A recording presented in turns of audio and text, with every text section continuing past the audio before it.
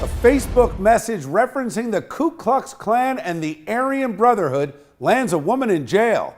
Our own Monica Guy talked to the mayor of her town. Bill, 48-year-old Denise Scaltrito of Brick Township, New Jersey, allegedly used Facebook to send demeaning and threatening messages to the alleged victim. That note included the phrases, "The KKK is alive and well in Brick, and the victim should move." The messages allegedly included references to the Aryan Brotherhood, along with derogatory comments regarding the victim's race.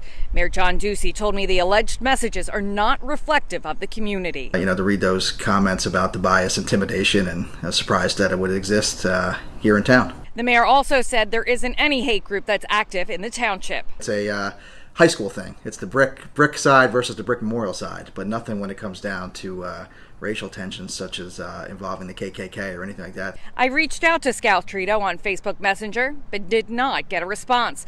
I also went to her home on Tennessee Drive, but no one answered the door. And while Scaltrito isn't commenting on the situation directly, she has been active on Facebook. A post from late Friday morning references the news coverage of the situation, and another post from Friday morning says in part, "I am not a racist."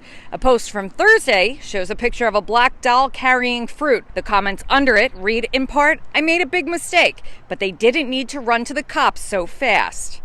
A comment on another post from the same day shows a silhouette of a black figure dancing. Scaltrito was released by the Brick Township Police pending a summons for a future court date. Our police department and I know the prosecutor's office are on top of it, and it's under investigation. And I believe she has a court case in her future. No word on if Scaltrito has legal representation. Reporting for Chasing News, I'm Monica Guy. Bill?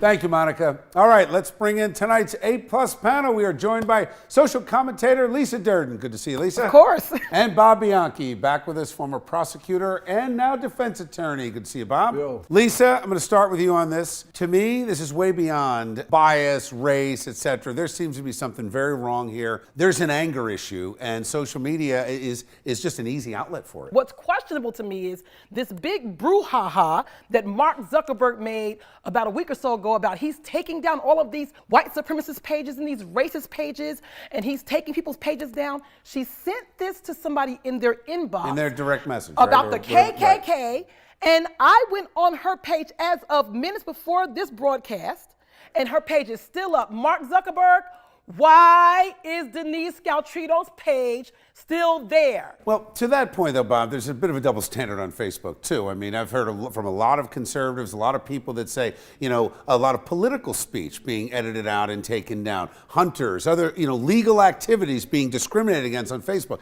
That said, as a prosecutor, where are we here? Because people say hateful, nasty things on social media constantly. One of the greatest things about our country is the First Amendment and the Supreme Court's rigorous decisions that say First Amendment speech cannot be penalized, but it is not absolute. If that speech is purposefully done to cause annoyance or alarm to another person and it reasonably would have been alarmed or concerned, so when then you violate the law. So when she wants to post some racist KKK stuff, the Supreme Court's ruled on the KKK. You can do that. The minute you send and target a person, you've crossed the line to a criminal offense. Those messages to this person were directly intimidating. There was bias, all that. That said, there seems to be a bigger issue at play here beyond the speech and beyond social media. Does this woman need help? And are we equipped to deal with a mental issue? I mean that very seriously. She needs a jail cell. That's a great question, Bill.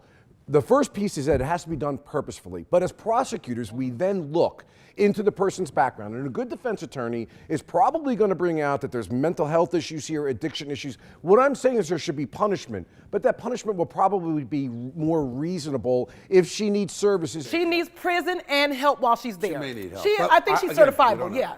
I think she's mental illness. Thank you, guys. Appreciate it.